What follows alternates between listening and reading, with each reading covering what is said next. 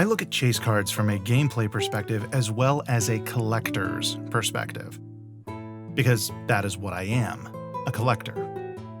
What are chase cards? Those are cards that are sought after in a particular set.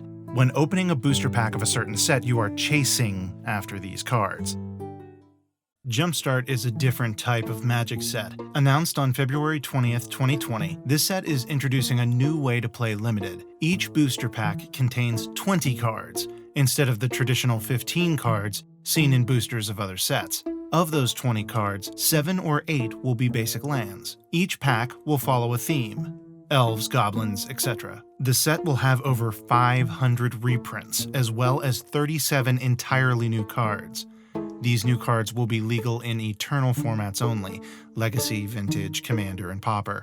The new limited format is actually quite simple. To play, you pick up 2 booster packs of Jumpstart, open them, shuffle them together, and sit down to play. This will get you a 40-card deck, which is typical in other limited formats like Draft and Sealed, that has the lands already built in. Emil the Blessed. Really, I just picked this one because it's a unicorn, and I have a daughter, and she's really into unicorns right now. So, yeah. 2 and 2 white get you a 4/4 unicorn legendary creature. If you pay 3, you can exile another target creature you control, then return it to the battlefield under its owner's control. Whenever another creature enters the battlefield under your control, you may pay green or white. Green-white hybrid mana is what that is. If you do, put a +1/+1 counter on it. If it's a unicorn, put 2 +1/+1 counters on it instead. Unicorn tribal, here we come.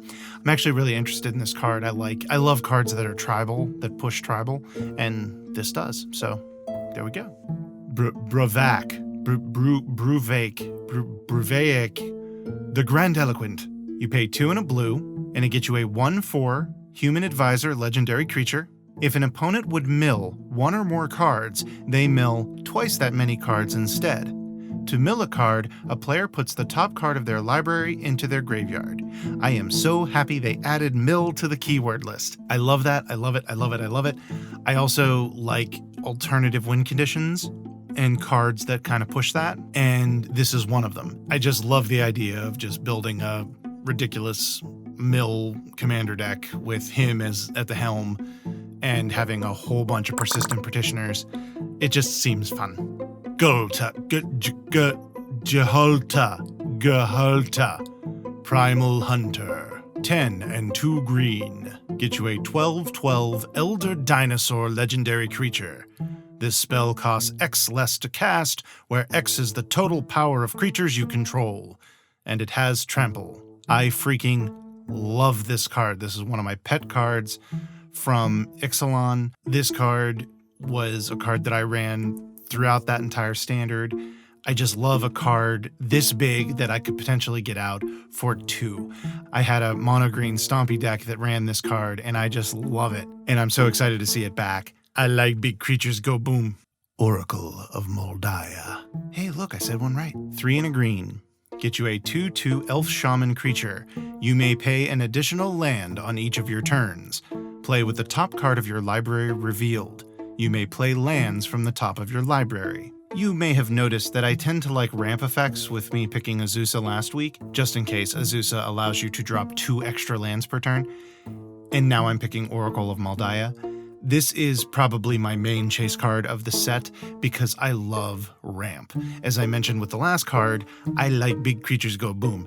And to get big creatures to get out like that, you need a lot of land, and cards like Azusa, Lost But Seeking, and Oracle of Moldiah help you do that. But really, Oracle of Moldiah is my main chase card of the set. Phyrexian Tower is a legendary land you can tap to add a colorless mana, or I can tap and sacrifice a creature to add 2 black. I love Phyrexian Tower. I have a Phyrexian Tower from Urza's Saga. Was one of the first cards that I had that was actually worth something. I discovered that it was worth something, so it has kind of a special place in my heart. But I also have a Ultimate Masters version, and I really want to get a Jumpstart version. So this is definitely a card that I kind of collect because it has meaning to me specifically. So I'm really excited to see that it's in Jumpstart. This last pick is a pet card of mine. It leads me into a little bit of a deck tech that I just love to play. I typically play this deck anytime I find an Anything Goes table. So let's start this off. This deck runs a mana base of 22 swamps. Just to give you an idea, it's mono black.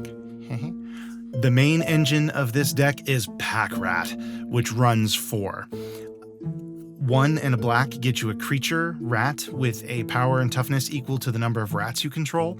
You can pay 2 and a black to discard a card and create a token that is a copy of Packrat. Rinse and repeat. The beauty is once you get this on the board, then as long as you have 3 mana, any card in your hand can become a Packrat. My 1-drop is Typhoid Rats, which is black for a 1/1 Death Touch rat.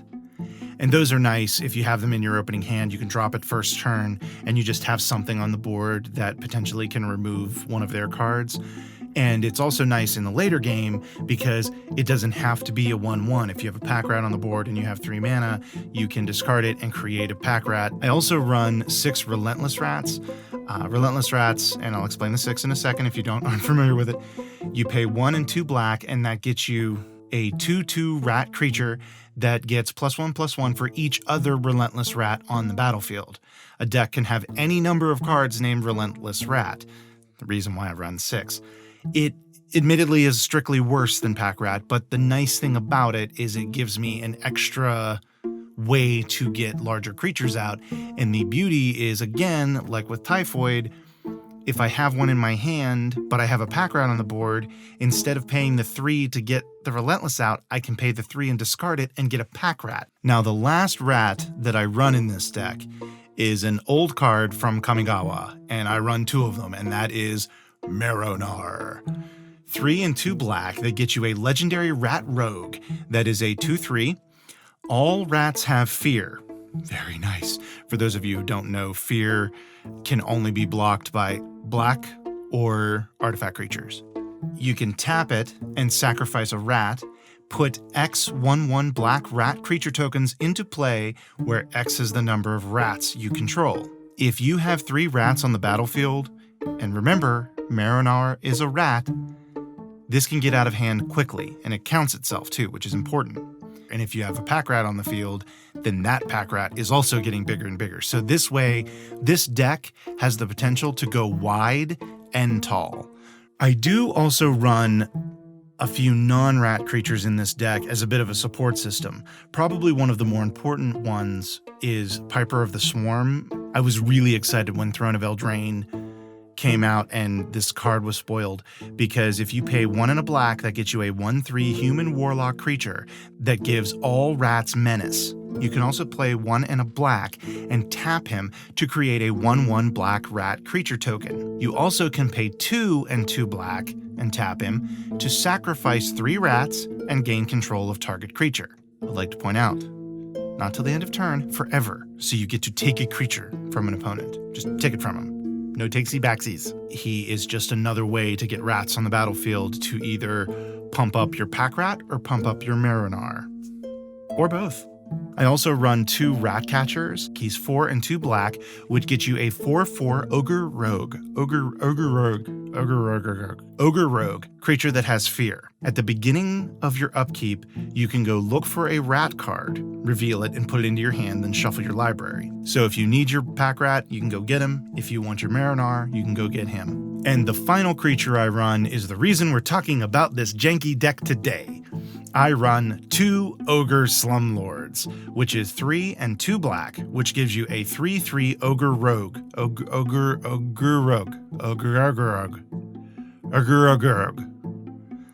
Whenever a non-token creature dies, you may put a 1/1 black rat creature token onto the battlefield. It also gives all rats you control Death Touch. Yes, please. This is a pet card of mine. I absolutely love it. I don't need any of him. I will be happy to get them, if I pull them. But I love him. I love him. And just for those who are curious, to round out the deck, I run 2 Icons of Ancestry to give the Rat Tribal a bit of a boost when needed. It's 3 and it gets you an artifact that you choose a creature type when it enters the battlefield. Creatures of the chosen type get +1/+1. You can also pay 3 and tap it to look at the top 3 cards of your library. You may reveal a card of the chosen type and put it into your hand, and the rest go onto the bottom of your library in any order. And then this is another little fun kookiness with this deck. I put 2 Helms of the Host. That is paying 4 and get you a legendary artifact equipment. At the beginning of combat, you can create a token that's a copy of the equipped creature. It's not legendary if the creature is legendary, so that's a nice thing. And also it gains haste. It costs 5 to equip. Now imagine, I get a Packrat on the battlefield, and then I get this on the battlefield and can attach it to my Packrat. And now my Packrat token has been created, and then another Packrat token is created. This can get out of hand very quickly, and I just love it. Finally, I also run a suite of removal, Fatal Push. I also run Doomblade. I also like to run Geth's Verdict. You also could do Terror here. This is a choose your own adventure part of the deck, but I do like to have removal available because having that removal there to slow your opponent down, to give you those extra turns to get things going, is a really nice thing to have. Well, I hope you enjoyed that quick little deck tech. Join me next time when we take a look at my chase cards for Double Masters. And if you like what you see here, like the video, tell your friends, subscribe. Also check out our other shows, Creativity in Progress, as well as Noobs in Progress. You can find us on Twitch at Creativity in Progress. And I hope y'all have a wonderful day.